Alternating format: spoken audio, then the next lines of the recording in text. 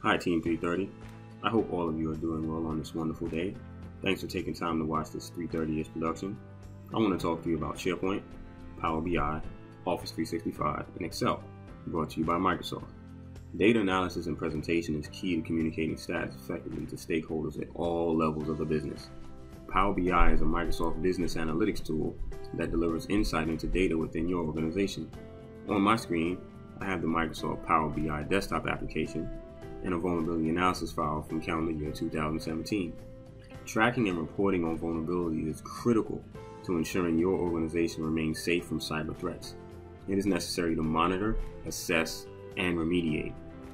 The data was then imported to the Power BI Online application, seen here, and subsequently it was then imported into a SharePoint site so that everybody in the business can take a look at what's going on.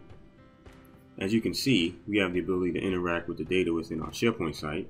We have a yearly view, then we have a monthly, we can do quarters, and then we can go back to the yearly view. For more information on Power BI, SharePoint Online, and Office 365, please contact 330 AM Technologies. If you want more videos like this one, please like, share, and subscribe. Thanks for watching.